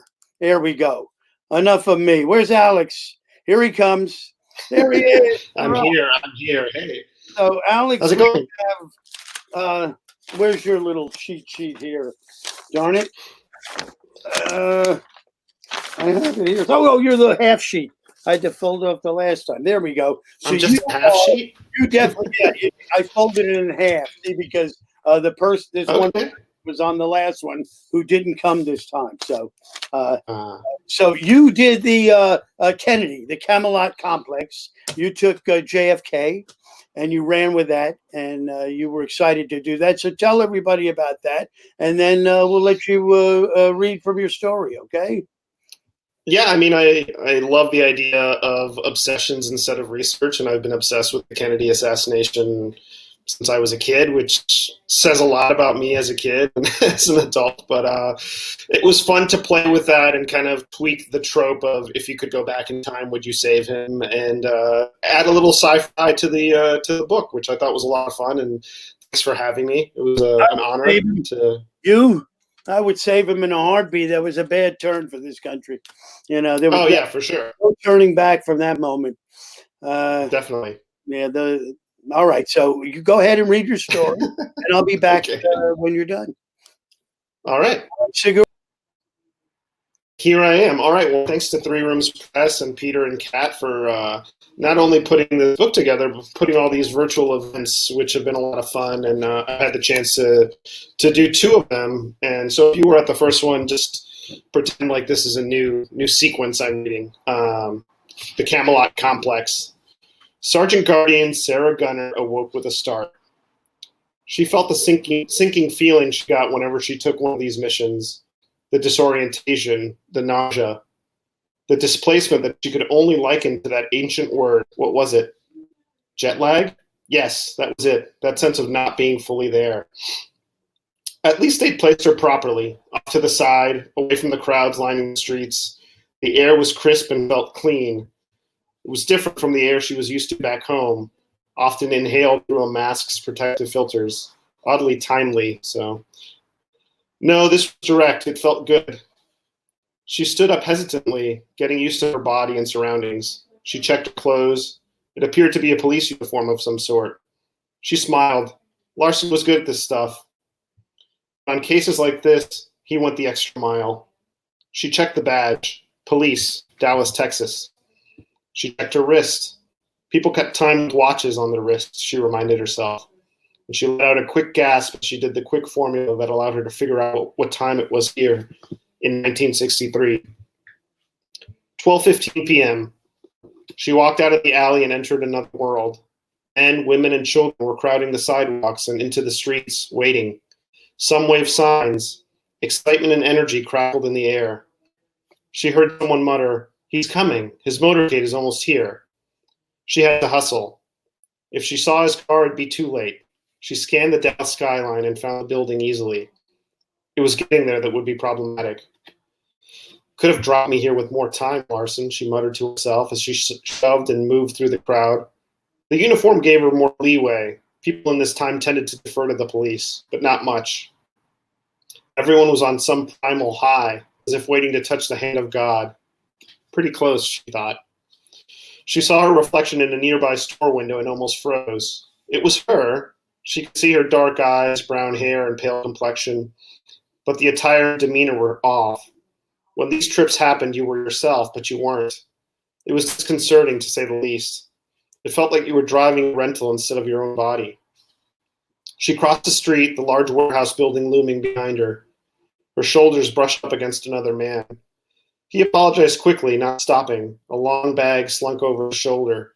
She looked at him. At first glance, the uniform screamed police, but something stuck with her. It didn't match hers. It seemed off, slightly worn and not pressed, the colors muted like a costume.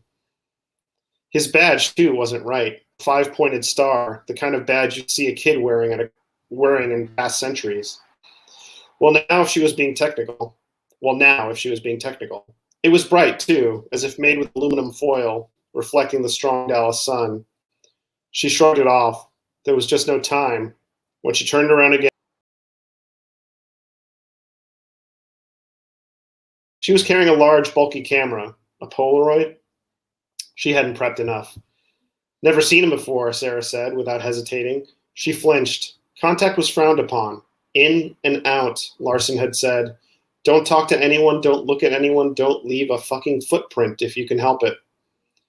Now, how is that possible? The woman said as she wheeled around, her eyes on Sarah now, squinting as if trying to get a better look at her. She was young, Sarah noticed, with plain, pleasant features. She wore a conservative embroidered dress and seemed energetic and enthusiastic. She smiled and extended her free hand. I'm so sorry, officer. That was rude. It's just, well, she said, hesitating again. You don't often see a woman in uniform is all. I mean, I know we've had lady police officers, but she sighed. Sarah took her hand, despite knowing how badly she was fucking this up now. My name's Mary Mormon, the woman said. I'm just excited. I've never seen the president or his wife. She's so darn pretty. I feel like a kid on the first day of school. Sarah looked at her watch. 12:20 p.m. Nothing to worry about, ma'am, Sarah said with a nod. Have a great day. Mary Mormon nodded, and as if she wanted to say something more, but thought better of it. Shit, Sarah thought. Larson had been clear about this. What was it he always said? Time travel is like tossing a into a lake. No matter how or what you do, it'll cause ripples. The trick is to be gentle and light so the ripples are minimal. So much for that, she thought. Sarah made it to the other side of the street and nodded to a fellow officer as she entered the book depository. The bulk of the crowd was in front of the building's main entrance, mesmerized by what was to come down in a few minutes, if they only knew. She noticed a man shoving a final piece of sandwich into his mouth as he stepped out of the building. Lee around? She asked. Lee? The man asked. Oswald, you mean? That freak? Sarah nodded. She was kicking herself, but she couldn't think of a faster way to get to where she needed to go. Damn the ripples for now. Up on 6 for all I know, the man said. We were all just having some lunch before the motorcade, but Lee was too busy, asked if we could send the elevator back up for him when we were done. But I'm not sure if anyone did. Anyways, he should still be up on 6, doing whatever his strange self wants to be doing right now. Sarah nodded and moved past the burly, lethargic man. She'd done more than enough talking for the day. All right, that's it. Thank you so much. Thank you, Alex. Very nice. Camelot Complex, JFK. All right, thank you. I'm gonna take over for a little bit, and then I'll bring you all up for a final 6-way. Okay. All right. Thank you. Thanks so much. Thank you. Okay, you're stuck with me now for a little bit. I'm gonna run the banner because I don't mind, and also push the book, The Faking of the President. 19 stories of White House noir. We're hearing 7 of them tonight. What an enjoyable experience to hear these 6 great stories. And mine is the final story. It's about Boss Tweet, I call him. And it's called But One Life to Give. And I'm going to start in the middle since I read the beginning before. So I'm going to start somewhere with, or I have my characters waiting to get in to see Trump at the White House and sell him on this idea that's foolproof to save the borders and all of that. He's got a brilliant idea, and little does he know he's the patsy this time. So it's called But One Life to Give. Brainer! Screamed the first guard. I sprang up out of my reverie. Yes, he smiled toward me. How's the neck? The question threw me. Kind of sore. Why? Because we care about our guests, he answered politely. Turn right and go through the door and then straight ahead across the lobby till you reach the reception desk. They're almost ready. For what? I asked. For you, he beamed, pointing. I gestured at the doorway. The guard slowly nodded, and when I stepped into the lobby, I heard him whisper, Godspeed. Command. The fox is in the henhouse. Obi-Wan. Affirmative. Let's hope he doesn't run off to fire someone again. Command. Very unlikely. There's nobody left. Obi-Wan. Good point. Over. Crossing the West Wing lobby of the White House, I knew this deal was already done. I'd spent the last 12 years of my life managing a consulting platform for startups called Mega. We opened doors for some of the most innovative tech firms in the country, placed their top of house, and put them on creative paths to prosperity. My first major client was Airbnb. That was in 2009. Not an easy year to raise capital with the new administration treading water. My portfolio reads like a who's who of digital success. But when those two kids from Texas came to me 6 months ago with a wireframe for spotone.com, I instantly knew this was my ticket to ride. I caught a glimpse to my left of the curly blonde's enormous bust behind the desk and uncontrollably mouthed the words, "Oh my God," approaching her radiance. "You must be Bo Brainer," she said through a smile. "I am indeed," I playfully responded. "My name is Valkyrie. I'll be your liaison until they call you in." She must have been late 20s, maybe early 30s. I couldn't take my eyes off her lightly curved breast pressed inside a metallic blue tunic. She seemed to understand all at once. "Stare all you want," Valkyrie granted. "Everyone does. That's why I'm here." "I'm really sorry. This is the first day of spring," Valkyrie flirted, adding, "Don't you have a girlfriend?" I said, "Well, actually, I do. Her name is Alicia. Haven't seen her since we got back from Mexico 2 weeks ago. We went down to celebrate my setting up this meeting with the president." "Where did you go?" she asked. "Cancun. I met her only a few months ago at a New Year's Eve party. I've been so wrapped up with this pitch. It was nice to get away and just relax for a bit." "Sounds perfect," soothed Valkyrie. "Have a seat on the settee to my left. I heard that Vice President Pence is already inside with the president, so it shouldn't be much longer." "Command. The kids are in the candy store. Obi-Wan. Release the resin marker." "Command. Affirmative." Obi-Wan. "Every second counts now. Over." When I sat, Valkyrie looked at my neck brace and asked, "What happened to you?" I told her that I'd had a parasailing mishap down in Cancun. It's funny, but I don't remember 1 second of agreeing to parasail or even parasailing at all, for that matter. This was on our third day there. We've been drinking a little, not much, a few shots of tequila, nowhere near blackout drunk. And the next thing I know, I'm on bed at the American hospital where a doctor is wrapping my neck with this thing. Alicia and I must have had some kind of, Alicia said I must have had some kind of allergic reaction to the alcohol or something, because I was hell-bent on parasailing, and it sure seemed like I understood the instructions for liftoff, but when it came time to lift off, I took a step backward instead of forward and jammed my neck against the side of the floating square dock and did some damage. Luckily, there were knowledgeable people there to get me untangled into the hospital. And the doctor was adamant that I do not remove this soft brace for 1 month or else. There was no way I was going to miss another meeting with my hero. "How does it feel?" Valkyrie asked. "A little sore," I answered, "and now it's starting to feel a bit warm. I almost cut this damn brace off today. I was worried about first impressions." "Don't," she blushed. "You made a great one on me." "Worked like a charm," she asked. "Where do you get the name Bo?" Funny you should ask. I sat down on the bench and continued. My parents were in the movies in the winter of 1979, and that was the first time I kicked my mother's belly.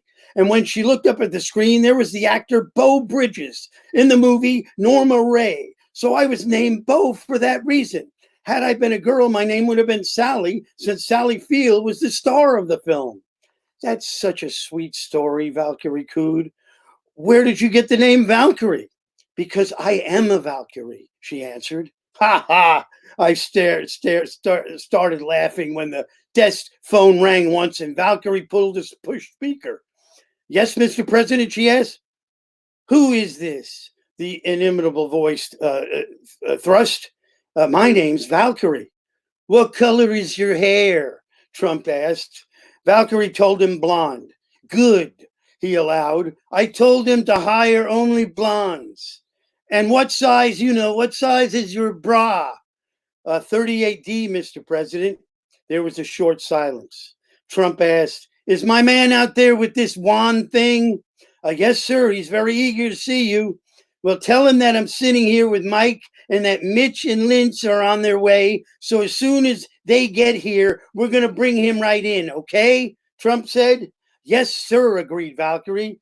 He added, thanks. Then more silence. Mike, I told them 38 was unacceptable. That's it. And our man's waiting outside, and he's going to go in there and sell this deal, and that's going to be it. And everything in America will change. Believe me. The faking of the president. So now we're going to have a very special time on screen because I won't be on it. I'm going to bring all 6 of our other people up to talk for a little while, and then I'll come on and say goodbye to them one by one. So let's meet everybody all at once without the head of state, let's call it. And I'm going to bring up everybody else now and disappear.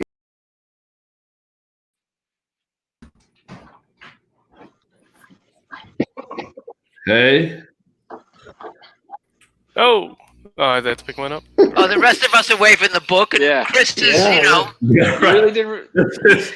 Chris is finishing his drink. Here we go. So which Chris is waving cabinet his bottle. secretaries would we be? Which cabinet members would we be if Peter's the president? Oh boy. Oh, If man. Peter's the president, I want to be the. Oh my God. I'll take HUD if you want. You'll take what? I'll take HUD if you want. Somebody's got to jump on the boring ones. I'll do Space Force, I guess. All I was right. about to suggest I wanna that. be- I wanna be not that it's a real thing, but I just want to go to space. I want to be education, but I want to go to space too. So maybe you can Okay. take the whole cabinet to space. Put them Yeah, together. no, I think we should have an outing in space. An outing, yeah, you know, a retreat. We'll have a retreat. a retreat. Yeah. Everyone, bring your favorite snacks, bring drinks, your favorite drinks. It'll be great. I'm going to I'm take hosting. Secretary of State because I like the travel opportunities. Who are you? You going to be state? Okay, no, that's good, Allison. I would. You're vote a for you great for state. diplomat. You're very Yeah, diplomatic. Yeah, I yeah. am quite diplomatic when I You need are. Chris, what are you going to be? I'm either attorney justice or Pentagon, so I can have guys in aircraft carriers fetch my lunch. And that helps. This is fun. None of you? You didn't. Well, what's the one that I would be Angel, what are you? woefully unqualified for? Probably all of them. Isn't that how it goes, right? If it makes you feel any better, you're more qualified than everyone at the Trump White House right now. Yeah, right. Really. Absolutely true. You can walk. True. And I think what's left, Veteran Affairs. I think Interior. I'll take Interior. I have no idea what the hell that is. Interior. Oh yeah, that's a good one. I think that's We're all interior now. I would like to be like Interior. first husband or something like that. That would be cool. Be what? Yeah, I'm qualified to be Be first like husband. the first husband or first man or First whatever. gentleman. First gentleman. First gentleman. Yeah. Because then Take you on can just sit around the White House and eat pizza and scratch yourself, and then people wouldn't expect anything more from you. You wouldn't be opening up hospital wings or starting book clubs. You'd just be watching sports in the basement of the White House. I mean, that's kind of what we have now, except he's president. Well, that's Right, true. right. Yeah. Yeah. I still love So the we lost that one. My favorite thing he said this week was, he blames Obama for whatever reason for not preparing for the coronavirus, which doesn't make any sense. Yeah. And the pushback was like, well, what did you do in the 3 years that you were here? And he's like, I was busy. It's like, oh, fuck yourself. Yeah. If you come can't on, do multiple things at the same No, time. he can't. And he was playing a lot of golf, and he has to focus on the golf. It's tough. Golf is hard, man. I just can't believe he retweeted his own Cinco de Mayo, that terrible tweet where he's showing the tacos from Trump Tower. He retweeted the one he tweeted last year, and it was so embarrassing then. But now it's now we're watching reruns of his garbage social media. A child in a cage prepared this Cinco de Mayo meal for me. I also think it's insane that he can say I'm really focused on this virus, and then all he does is tweet about what people are doing on television. Yeah. It's yeah.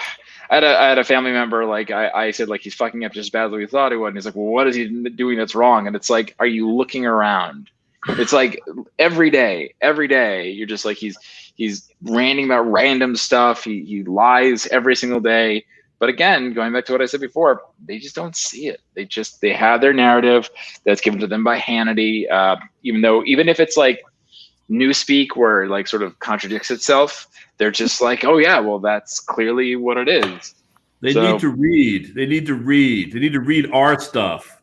Yeah. They need to read our stuff, right? Then they'll get it. Grow your brain. Yeah. Communist world. They need to buy the book. Yeah. I do have to say that Peter does a really good Trump imitation, and who knew? Right? That was really good. Yeah, that was great. He's been practicing every day. Give Peter and Kat and Three Rooms Press a nice little round of applause. Yeah. Putting all this together. Thank you. Adam, I think it's so cool. Nerd and say, will they find Trump on the Botany Bay? Only a real nerd will know what that means. Yeah, I mean, Khan is so much cooler than Botany Trump. Bay. Botany Bay. Oh no! But Chekhov was not even on the original episode. He was not even on that episode. Yeah. Let me push my glasses up. My favorite thing is that I once had a Star Trek writer who was a Trump supporter. I'm like, but you wrote Star Trek. Did you miss the point? Of the thing you were writing? Yeah. Oh, Peter's back. President's back. We gotta stop talking about him. Yeah. Cabinet meeting. I can do a few. I used to do Reagan. He used to work. Reagan used to wonder why his steak always came out cooked, because the waiter would come up and say, "How would you like your steak, Mr. President?" And he'd go, "Well," and the waiter would go off. Yeah. That's really good. That's a good one. Yeah. There was another Reagan. We do have a Reagan story, and we'll see her. Oh no, he froze. Oh, there he is. I have to say that your Trump and Reagan are much better than my Elvis or Nixon. So, I applaud you. I used to do Nixon. I had a little comedy act, and I used to do it. I laughed. Well, the great thing about writing in telegrams is that you don't have to do the voice. There is no dialogue in that story. Exactly. I was afraid I was going to have to read from it, and they were very distinctive, both of them. I have to. Kennedy barely shows up in mine, so. I was debating it to Andrew Jackson voice, but I have no idea what he would sound like. So I tried it the first time I read it, and I was like, "This is a bad idea." You were kind of convincing, but I got to say, you were more convincing when you were reading Death. You were excellent at Death. Oh, yeah. thank you. That was really good. Yeah. So don't call me. Reference. Well, I all right. that. Well, it's been a wonderful time, and we've got Angel and Alex and Adam. You were with us last show, and you're with us again, but this will be it for you, and I'm very upset. And also, until the next anthology. That's true. That's true. We'll be coming up with something, and there won't be a violence at that time. But who knows what there'll be? But after we get rid of Trump, let's see what we have in this world to make a noirish. I was thinking just like anything, a bar stool noir. How wouldn't that be nice? Just this bar stool, and or hitchhiking noir. Anything to get out in the open and be with other people. Yeah. Anyhow, so quarantine noir. Yep. It's just everything's inside the house. Well, we're going to miss you, fellas, but thanks so much for joining us. Angel, Alex, and Adam, you did a wonderful job with us and a wonderful job in the book. And I appreciate your support very much for doing these events with us. And tune in to our other ones. You'll be on the, so we've got one on, we've got one coming up Tuesday down in DC. So take care, guys. All right. Thanks so much, Peter. Find the book. Thank you for your and I'm going to get rid of bring Chris back, and now we're going to have a four-way. All right. Oh, a four-way. There we go. Chris, you're going to be with us the next 4 shows. So like the people almost as bad as seeing me in all 6. And then no, it's not as bad as that. You will be back on the 12th or the 16th, excuse me, up in Woodstock. We're doing a Woodstock show. Right. Now your buddy James, he says, we wish we could have done this show, but we are doing it. So I keep sending him the information. So see if you can tell him to ask him to send me the link for his store for the book, and we'll run it along the bottom like this. So I will, absolutely, yes. He doesn't seem to grasp what I'm saying, and I'm sure he's just messed up from what's going on here. He's good. Oh God, we're all messed up, aren't we?